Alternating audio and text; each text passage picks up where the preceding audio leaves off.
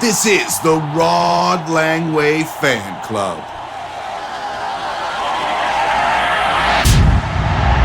Welcome, everybody, to the Rod Langway Fan Club podcast. I am your host, Jeff Roman. The NHL regular season has begun. This is our first quarter report. I'm with a couple of co-hosts who are off to a surprising start. Mr. Mark Czeknita. Yeah, I've been firing on all cylinders. I'm not about to stop now. And John Snowden. Yeah, not so much for me. I've been a healthy scratch for a few games here, but I've been called back up and I'm ready to go. Well, the season is well underway now. Most teams have approached or even surpassed the 20-game mark, so it's time to start drawing some conclusions of what we've seen so far. Yeah, and there have been plenty of surprises, some in a good way, but also some in a bad way. So we have prepared a segment for our lovely listeners called Stamp of Approval. Now, in Taiwan, people love to use stamps on official documents, sometimes excessively so. So we're going to go around the horn here and talk about each of the surprises and figure out whether or not we think they are for real and deserve our stamps of approval. And before we get going here, I do want to mention that, John, you are wearing the Rod Langway jersey. It's usually on the wall. I've actually never seen any of us wear it before. Yeah, I mean, it was a little dirty. It's been dry cleaned, and it's looking pretty good. It's looking crisp. It's looking sharp. Wouldn't you say? Wow, your lady friend's really taking good care of you. Yeah, definitely. Now, those of you that are new to the Rod Langway Fan Club podcast, we have this name because Rod Langway, Secretary of Defense, greatest defensive defenseman of all time, was actually born in Taipei, Taiwan, the only Taiwan-born NHL player. So we named it after him. In Rod, we trust. Yeah, we represent here at the Rod Langway Fan Club podcast. Should we just dive right in here to the teams we think are the most surprising at the first quarter mark? Why don't we start with Rod's former team where he made his, greatest accomplishments, Norris trophies and the like, the Washington Capitals. Wow, what a surprise. Now, this team did sneak into the playoffs last year. It was unbelievable that they did that.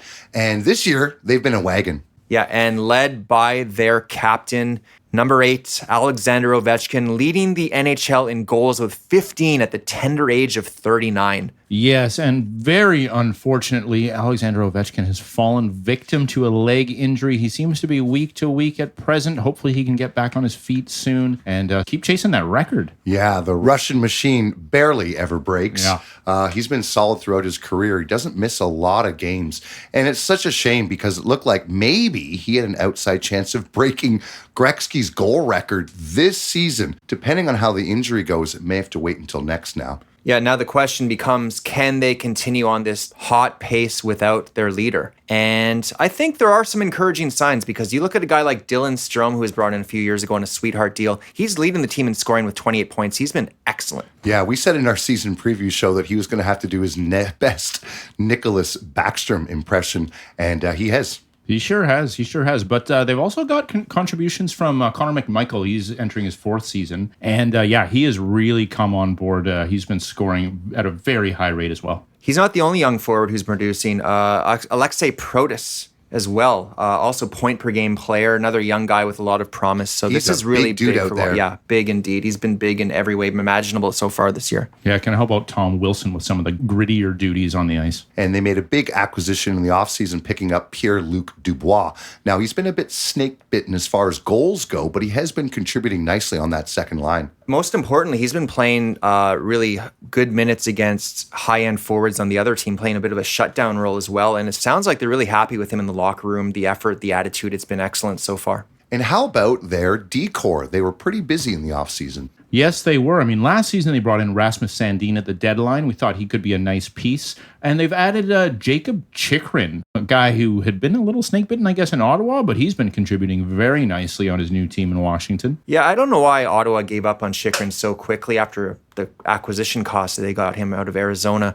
But he's fit in really nicely. And Matt Roy was also a really good signing from LA. He's been excellent, really solidifying that decor as well. And, of course, we would be remiss if we didn't mention John Carlson. I mean, on the back end, he is the straw that stirs the drink. And between the pipes, last year, the big story was Charlie Lindgren. And he's been okay this year, but he's got some competition in net. Yes, Logan Thompson has emerged. He has not lost a game in regulation yet. 8-0-1, and maybe we might be talking to him a little bit later in the show for another reason. But for now, let's decide on this statement. The Washington Capitals are a top 3 team in the Metro Division. Do they get your stamp of approval for that statement? All right. I've got my Hello Kitty stamp here. Beautiful. And I am going to give it a stamp for the Washington Capitals. I believe in Spencer Carberry. I think he's one of the best coaches in the league. Yeah, I'm sorry, Jeff. I do like that stamp, by the way. Thank you. But no, my stamp is not going to be giving its approval here. I think that they could probably make a playoff spot as a wild card team, but I like 3 other teams in that division a lot more. So I think it's not happening for them, especially with OV going down. And John, what about you? Well, I mean, Ovi going down is tough, but he will be back. And I do think that the improved defense has given Ovi a little more time to roam around and do his thing. So I think once he's back, they'll get back on pace. Yes, they will be a top 3 team in the Metro Division. Stamp. Now, one of the reasons I'm not so bullish on the Washington Capitals is one of their division mates, the Carolina Hurricanes. They've come out of the gates storming. I think that if you look at this team on paper, we were a little hard on them at the start of the year, but some guys have really overperformed. Yes, look no further than Martin Necas. This is a guy, he is fully entering his prime, it seems. 30 points through his first 18 games, leading scorer on the team. I don't think too many people expected him to be scoring at this pace. Yeah, and the crazy thing is, if you look at their team, he is far and away their scoring leader. Next guy below him is Aho with 17 points. So you got to give Marty Necas maybe a little bit of a look as an MVP candidate early on. And their goal differential throughout the first quarter has been incredible. Rod the Bod has these guys playing the right way. Yeah, and with that decor that they kind of had a little bit of a makeover, losing some big names, guys like Pesci moving on, Brady Shea signing in Nashville. But they brought in some new faces to help out. Yes, they did. They brought in Shane Gostisbehere. He's been playing pretty well there. And Sean Walker came over from Colorado. I think so far they fit in quite nicely. They sure have. And the holdovers, Dmitry Orlov has been very good. Chatfield contributing. Yeah, I've always liked him. I think he's really coming into his own as well. So that's a pretty solid top to bottom decor. And how about in net? Well, bit of a mixed bag as far as the current situation goes, because Freddie Anderson, who was great in his first 4 games, is injured. They say week to Injured? week. Yeah, I know. Yeah, Every right. single year it's the same thing. But there's been rumblings about potential surgery. So this is scary because the third goalie, Spencer Martin, I'm not sure if he's NHL caliber. Yeah, so Pyotr Kochetkov has taken over the role as the number 1. He's been pretty good. Obviously, his job has been made a lot easier by having former Rod Langway Fan Club podcast recipient of the mustache for Best Defensive Defenseman, Jacob Slavin, clearing the crease. Okay, it's statement time. And the statement here is the Carolina Hurricanes will win the Metro Division. They are currently first, so they'll hang on. Ooh, that is a tough call. Oh, I really like some of the moves that have paid off for them so far. I like that Eric Robinson, Jack Roslovic going for the Cy Young, 10 goals in 20 games. But to win the division, that's a tall ask. I'm going to say no. I am going to have to agree with you, Commissioner Jeff Rolleman, on that one. Yeah, I think they're a really good team. I think they'll be in the top 3 for sure. But to win the division, it's a tough division. I don't see them quite getting there. I was really hard on them at the start of the year. I think I was too hard on them, so I'm going to swing violently in the other direction and be maybe a little bit too easy on them. I'm giving them the stamp. I think they're going to do it. It'll be tough. It'll come right down probably to the last weekend of the season. They're going to get it. You actually need to stamp here as well. There's another Okay, spot. yeah. You and your regulations. There you go. Yeah. Yeah, no problem. Perfect. Okay, well, next up, I think we have to talk about one of the biggest surprises so far of this young season, the Calgary Flames. This is a team a lot of people had as a lottery contender. I am shocked. Every time I look at the standings, it just looks wrong to see them that high up. Yeah, right. They're second in the division right now. Can we expect this to continue? What do we think of this team? Yeah, it doesn't make a lot of sense. It all starts in goal. Young rookie Dustin Wolf. Wow, he's been incredible. Yeah, we haven't seen a Rookie of the Year goaltender in quite a few years, but he's definitely in the conversation right now. He's been dynamite. Yes, he has, and it does help to have some good defensemen. Rasmus Anderson, he's actually the team's top scorer at the moment. He's been really good for this team as well. Yeah, Mackenzie Weegar's also a solid option back there, a combination of grit and offense. The whole team really plays with grit. The effort is never questionable in Calgary. I think they've won a lot of really tight games because of that, but There are some warning signs as well, though. Yeah, they're just not getting a lot of scoring. They've got Kadri and Huberdeau, which are not great. No, I mean 10 points apiece through 20 games, and those are the best forwards they have scoring-wise. Yeah, and I mean, Huberdeau's shooting percentage has been way up, and he hasn't got many assists, which usually are his sort of bread and butter. So big warning signs there for Huberdeau. Yeah. Do we think this is a bit of a paper tiger here? Or? All right. Well, we'll find out. The statement is the Calgary Flames will make the playoffs. Boys, does it get your stamp of approval? At the start of the year, I was really down on this team. I'm still really down on this team. I think this is smoke and mirrors. I think the goaltending is not sustainable. I see this team settling somewhere in the bottom 8, bottom 9 in the NHL by the time it's all said and done. No stamp from me. Yes, no stamp for me as well. I mean, it would take a goaltending miracle, I think, to get this team into the playoffs, and I just don't see that happening. I love Dustin Wolf. What a great story, but I'm afraid the Flames will not be getting my stamp. Okay, let's move it along to another team that plays with a lot of grit, a lot of energy, but they have a lot more talent. The Minnesota Wild, off to a really, really strong start. And we have to begin by talking about Kirill Kaprizov. What a fantastic start this man is off to. I think he's top 5 in the league. Yeah, I mean, there are some murmurs about MVP. Of course, it's early, but, it wouldn't surprise me at all. But he does have a little help this year from some young players who have really stepped up. Matt Boldy and Marco Rossi. We talked about them in the preview show as well, saying that these are guys who really need to take that next step forward. And I think that's what we're seeing. Yeah, these are high first-round picks, guys that are right in that window of time when you should be breaking out, and they've both been excellent. Boldy especially, he's such a bull out there when he gets ahead of steam in the hands. And yeah, absolutely. I mean, he's been great. Rossi as well, we talked about how they needed some help up the middle, and Rossi has really stepped into that sort of, 1A, 1B center role, and I think he's really performing well there. Well, yeah, last year's 1A, Eric Sinek, I think he's got a lot more to give, so I think in that point, Minnesota has some room for growth up front. And what about between the pipes? It looks like Gustafsson is back. Yeah, after a really disappointing season last year, because everyone had high hopes for him, he's back in top form. And listen to these numbers. He's got a .926 save percentage, a 2.07 GAA. That's Vezina caliber stuff if he keeps it up. Yeah, absolutely. It's great to see him back. The team's going to need him to continue this play if they're going to continue to be this successful. And it's so nice having Brock Faber back there. I mean, this young kid is playing almost 25 minutes a game. Yeah, I think the key for Minnesota on D, though, are a couple of veterans, Jared Spurgeon and Jonas Brodin, guys who seem to get hurt every season. They've already missed a few games each, but if they can stay healthy, then Minnesota's got a pretty nice-looking D-core. And I got to give a shout-out to my boy from Stratford, Ontario, Jake Middleton. He's been awesome. Yeah, he's putting up points, too. I love the physical edge, but I did not see those points coming. There's something else we should mention about him. He has a fantastic mustache. He sure does. Yeah, love it. All right, boys. It is statement time. The Minnesota Wild will be in the top 3 of the Central Division. Wow. Well, nobody would have thought that possible at the start of the season. You think about Colorado, Winnipeg, and of course the mighty Dallas Stars.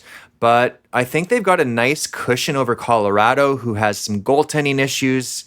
I like the solid play all around from this team, the grit, the talent. It's a nice mix. They're well coached. I think they hang on to that top 3 spot in the division. Okay. Stamp time.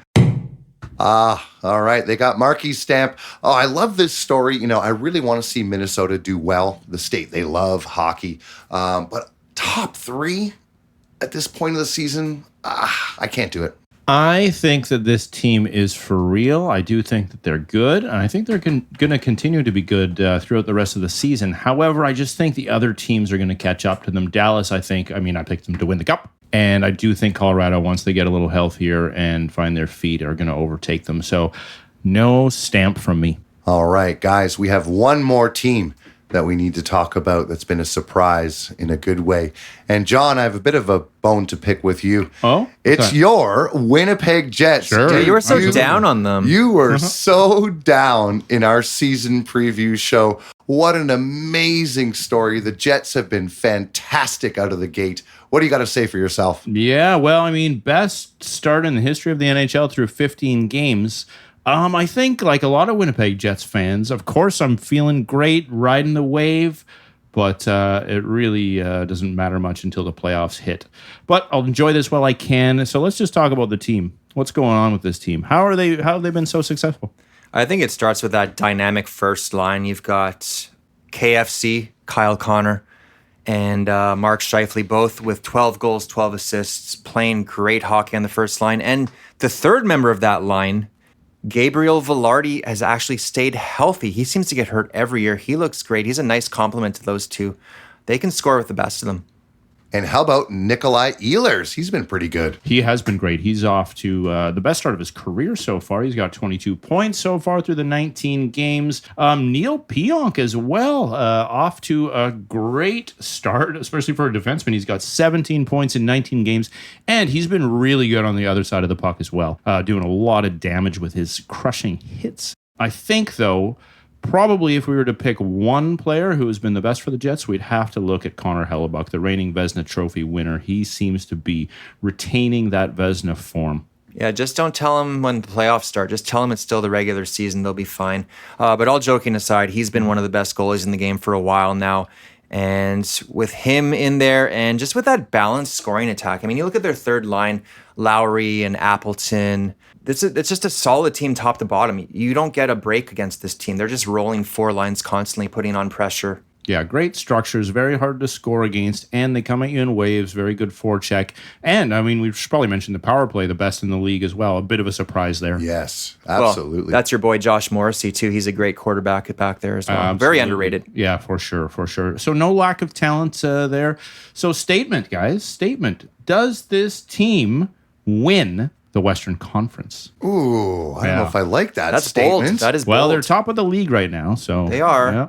Win the conference? Yeah. Well, for me, it just as a gambler, if you give me a choice of one team versus the field, I'm taking the field every single time. The Jets have looked great, but I think it's more likely that they do not win the West. No stamp for me. Yeah, I really do love the Jets. I hope they can keep this going, but I can't give them a stamp for that. Yeah, I mean, I do understand where you guys are coming from, but if I look back at their play from the end of last season as well, regular season. Let's not talk about the playoffs, Yeah. please. Please don't talk about the playoffs. Looking at the regular season, though, they were outstanding through the end of that part of the season as well. So I do think they can probably continue this type of play, and yeah, I'm going to give them my stamp of approval.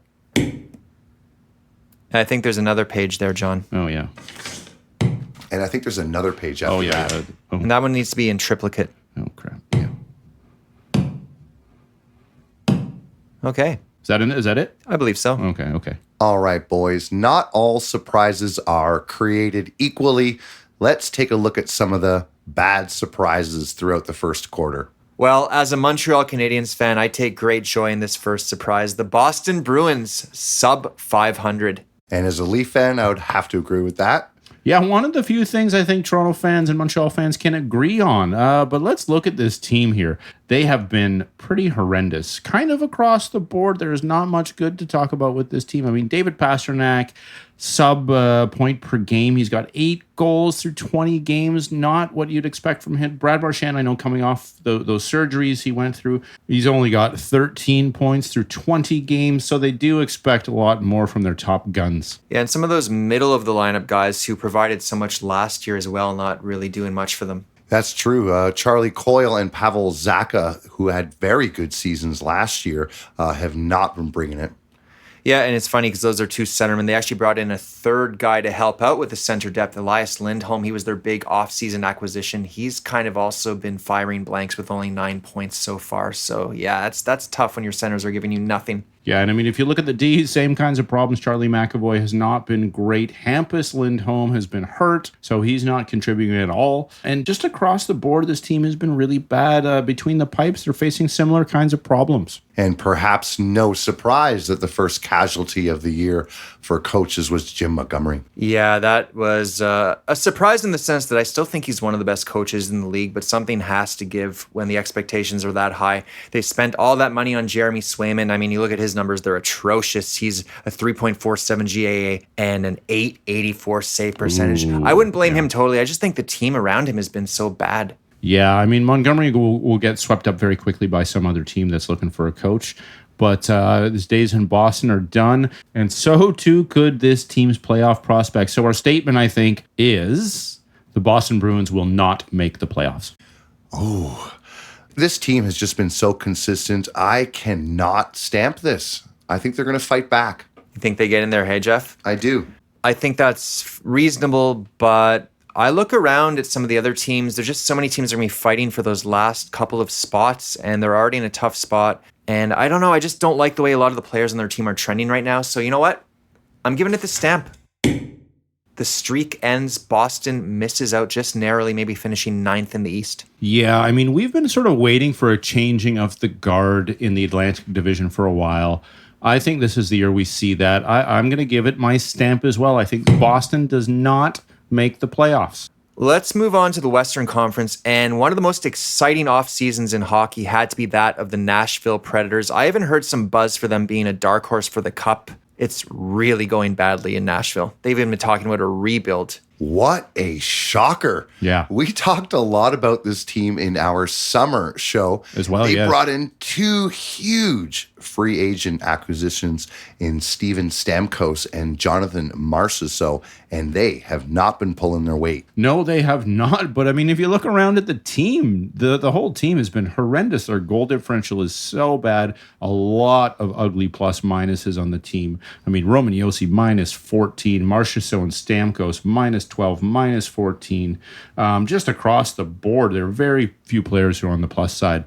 So as a whole team, it's been shocking, despite some okay play from UC Saros. Yeah, that's the thing. I mean, Yeah. he's been pretty good. Yeah. Yeah, I think one of the big weak points for this team is down the middle. If you look at their center depth, Ryan O'Reilly, who is, he's their number one guy, I think on a lot of teams, probably better slotted as a 2. He's only got 11 points so far, minus 8. And then a lot of people are hoping that Tommy Novak could take a step this year. He's done almost nothing with 4 points so far. Yeah. Colton Sissons, not known for his scoring, but only 2 points from your third line centerman. These are really troubling signs in Nashville. Absolutely. And I mean, we knew coming into the year that their D had taken a hit, but they did bring in Brady Shea, a guy that they thought could help cement things back there. He has not been very good either. So a lot of problems in Nashville. Yeah, and wonder if Andrew Burnett's job is secure at this point, because Yeah. somebody's going to have to take the blame if this team doesn't turn it around pretty soon. And that's going to lead us to our statement here. The Nashville Predators, despite all of these high hopes, will miss the playoffs. I'm going to give it my stamp. I just think this team has dug themselves into too deep a hole. I think they'll improve somewhat, but I don't think they're going to get back into the playoffs. Okay. This is another tough one. I'm going to say that they will miss the playoffs. So I'm going to give them my stamp. Whoa, almost knocked over the ink there. Yeah, be Just careful. be careful, It's Why guys. is the lid not on? I know. Well, that's a big bottle of ink, right? Especially with you're wearing that Caps jersey. Whoa. Got to be careful here. Keep it away from Rod. Well, guys, I understand where you're coming from, but I look at the fact that the Central Division is strong. I think 5 teams from the Central can make it, and I don't really like what's going on in the other division over there. I think we'll only get 3 teams. So I think they do get it in there. The 8th spot, they just snake their way in there at the last second. Look how hot they got at the end of the year last year. Lots of veterans, they're still kind of gelling and learning, and I think they're going to get stronger. Even in the last couple of weeks, they've been better.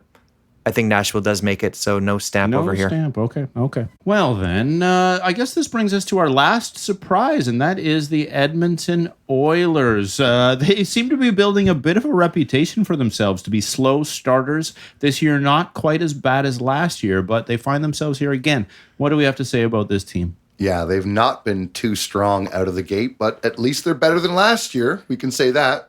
Yeah, they are my Stanley Cup pick, of course, but there are a few things that have bothered me about this start, even more so than last year maybe, is the defense core. You look at the fact that they let Philip Broberg go. You look at the way Evan Bouchard is playing in his own end, just fumbling pucks and just kind of looking sloppy out there. And I wonder about Matthias Ekholm. He's played a lot of minutes in the last couple of years, and he's having to pull a lot of weight again this year. Can he hold up through a full season? Yeah, and it certainly didn't help to lose Darnell Nurse to that heavy hit by Ryan Reeves. yeah, That was dirty ugly. hit. He bad, shouldn't yeah. miss too much time, hopefully. But yeah, they are really thin back there. Ty Emerson not really working out so far. And John, what about the disappointments on forward? Well, I mean, there's some big disappointments. Last year, we saw a career year from Zach Hyman. This year, he's been off to a pretty slow start, to say the least. He's got 8 points through the first 20 games, only 3 goals. Yikes. Yeah, and That's a massive drop off. Yeah. And Ryan Nugent Hopkins as well, off to a very slow start, 9 points. So really not looking good. You know, they have their McDavids and Dreisaitl's who are doing sort of what we would expect from them, but they need their secondary scoring to really come through if they want to improve their play. And they haven't got a lot of help from their free agent acquisitions. Yeah, everyone in Edmonton was so fired up when I was home this summer talking about Victor Arvidsson this, Jeff Skinner that. They're going to light it up. This is perfect. This is the best forward group we've ever had. Hasn't materialized so far. Skinner, 6 points so far. Arvidsson wasn't doing much. Now he's hurt.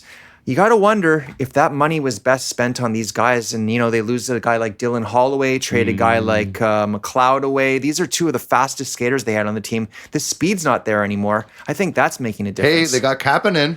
Yes, they did pick up Kasperi Kapanen off of waivers, but is that maybe just a sign of how desperate things have gotten in Edmonton? Yeah, I mean, I don't think this is a bad team. They've shown some improvement recently. Between the pipes, what do we think about the goaltending situation there? Ugh. Yet another disappointing Skinner. Stewart, who is expected to be, you know, their clear-cut starter, maybe even a starter for Team Canada. He's not looking that great. The team in front of him, of course, has not been wonderful, but he's not doing them any favors. And the backup situation is also not wonderful. Yeah, Calvin Pickard, he's just been okay. Just okay. They're going to need a little bit more from their goaltending if they really want to stay competitive. So I suppose that brings us to our statement. Despite the slow start, the Edmonton Oilers are still a Stanley Cup contender. Stamps of approval? This is an easy one for me. They've got McDavid. They've got Draisaitl. I'm giving them my stamp. Yeah, I would have to agree. I mean, the start last year was much slower. I think that they can get back on board. They'll probably make a few moves. Stamp from me. Guys, I know that I picked the Edmonton Oilers to win the Stanley Cup. You did? However, I'm a bit of a stickler when it comes to handing out stamps, and I'm holding my stamp back. Unless they add a top four defenseman, this team is not a contender based on what I've seen so far. The current form, not a cup contender. Okay, boys. Well, that about wraps it up for our stamp of approval segment. What's up next here? Well, I think it's Ask the Commish. It is Ask the Hey guys, We got check the out this. mailbag? Look, the mailbag is bursting. I'm just going to chuck it Whoa, on the whoa, table. the table! Hey! Oh my God! There's Sorry. ink Oh my God. all over the jersey. On Sorry. the jersey. Well, Jeff, you didn't put the lid on it, to be Is fair. this a joke? To be fair, you didn't This put the stuff lid on. never comes out. Never comes out. Okay, just roll the music. No. Sorry. What was the question? I would totally veto that. What kind of league are we running here, anyways? I'll have to consult the rule book on that one. Remember the trade guidelines. Can we get some friendly questions here? You guys have got to dress your players. Okay, everybody. This is our favorite segment. Not just our favorite segment, everybody's favorite segment. This is Ask the Commish. If you would like to get your questions in last minute, remember to email us at rodlangwayfanclub.com. You can send us a tweet, now known as X, at Rod Langway Fan Club. So, what do we have first? I got a nice message here from one of our longtime listeners, Sean Murphy from Calgary, who writes, "We've been fortunate to witness one of the best player-against-player rivalries in NHL history for the past 20 years, watching Ovechkin and Crosby consistently compete at the top of the league and for the same teams their entire careers. It looks like Ovechkin will break Gretzky's vaunted goal record before his career expires. With this achievement on the horizon, which player do you think has had a bigger impact on the game? If you could go back in time and choose one or the other player to lead your NHL franchise for the next 20 years, which would you have chosen?" Thank you so much for the question, Sean. This is an easy one for me. Sidney Crosby. I mean, those back-to-back Stanley Cups, incredible. The golden goal, one of my favorite memories. Sid the Kid. Yeah, hard to argue against Sid. I think there are a few things we should keep in mind, though. I think there is a bit of a bias here. Obviously, we're all Canadian. We all, you mentioned the golden goal, of course. We have a slight Canada versus Russia bias. We also got to remember that Ovi's older than Sid is, and he's still performing at this level. I mean, he's leading the NHL in goals right now at 39. We don't know what Sid will be at 39. We can imagine he'll still be pretty dominant, but we don't know that for sure. And I mean, scoring goals is the hardest thing to do in hockey, and he's going to be the greatest of all time at it. So I don't think it's a slam dunk. I think it's really tight. Yeah, I mean, I would kind of agree with you. I would probably side on Sid if you just look at the hardware itself. I mean, he's won everything from the time he was a kid.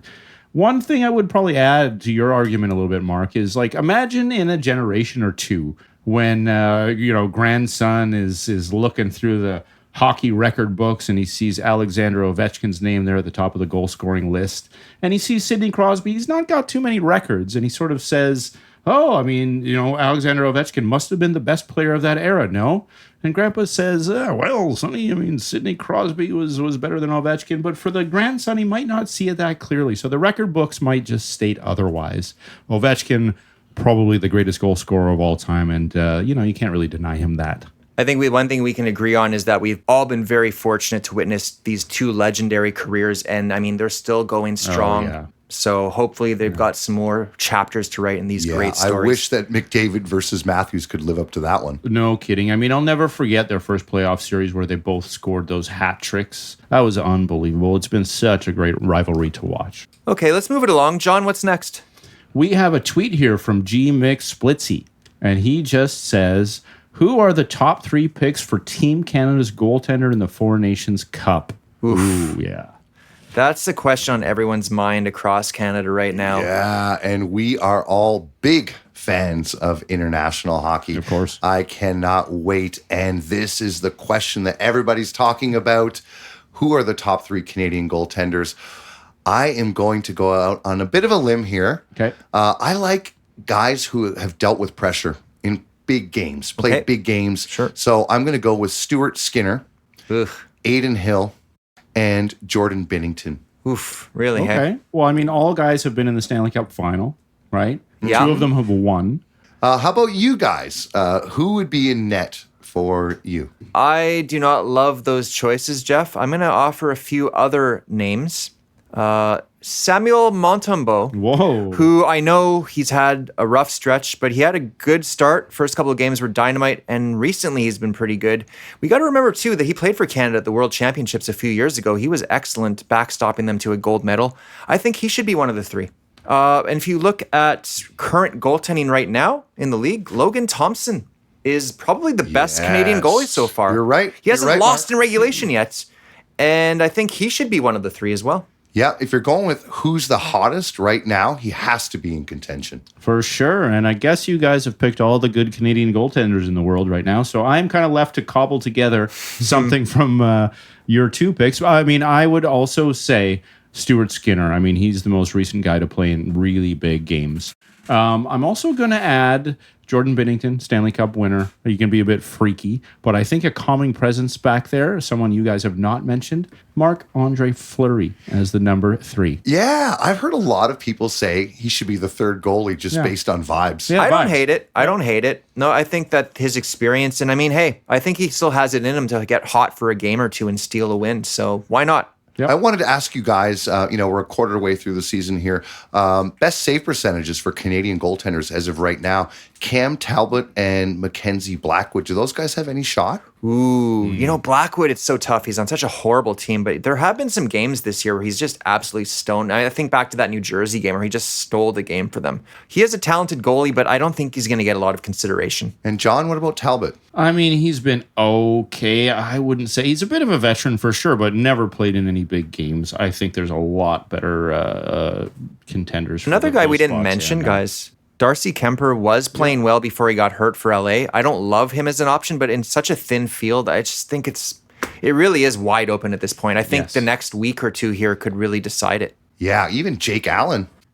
Yeah, Jake Allen. It's Yeah, rough. I mean, it is rough. We are a long way removed from the days of Martin Brodeur, Bobby Lou, Patrick Waugh. I mean, these kinds of goalies. Canada is pretty thin. Should they just go with 6 skaters and just go for it? Yeah, empty net the whole time. Okay, we got one more here. Yeah, we got a tweet here from Joe Mullen's Mullet. I Great like name. it, yeah. Not sure Joe Mullen ever had a mullet. I'm not sure. Great No. American goal scorer. Yes. And I think this guy might be American because he says, Thanksgiving is just around the corner. What are you guys thankful for? By the way, Thanksgiving already happened in Canada in early October, but we'll let it slide. We will, yes. Interesting question nonetheless. Yes. Well, thanks for the question. I would say, guys, I am thankful for the both of you. Oh, wow. We really enjoy doing this podcast for you guys. We've been at it for 9 seasons now. And I really enjoy our Sunday morning hockey sessions. We often get together at my place and have a couple of coffees and watch the games together. So I'm thankful for that. Oh, Great. that is a nice one. That's lovely. I'm going to be a little bit more hockey-centric with mine. I'm going for Lane Hudson. Oh, okay. I'm very thankful for Lane Hudson. Montreal Canadiens have not had a dynamic, exciting player for quite some time. And he's just so fun to watch out there. He's just a wizard, dipping, dodging, diving, ducking, all the D's of dodgeball represented when Lane's out there. You never know what he's going to do. And this is just the beginning of, I think, was going to be a great career. So I'm very thankful to have a player like him on my team to watch. Okay, and Wonderful. John? Well, I mean, I'm also thankful for you guys, but I'm not going to steal Jeff's answer there. I'm going to also, I'm going to go a little hockey centric too. I got to be thankful as a Winnipeg Jets fan just for the regular season. Yes, the NHL regular season. That is the time when my Winnipeg Jets seem to perform very well. Some people might say overperform, and not so much in the playoffs. That's where they tend to tank out. So if the regular season didn't exist, I would probably be a very angry hockey fan, perhaps not even a hockey fan at all. So, yeah, thanks, regular season. All right. Well, thanks, guys. And thanks for tuning in. We will be back at the mid-season with our mid-season mustache awards. Yes, plenty of regular season for you to enjoy, John, and I hope everyone else enjoys it as well. Look forward to hearing from you soon. I hope you had yourselves a time. Well, I hope you had yourselves a time. Hope you had yourselves a time. Hope you had time, yourselves a time. Hope you had yourselves a time. Well, I hope you had yourselves a time. Hope you had the time.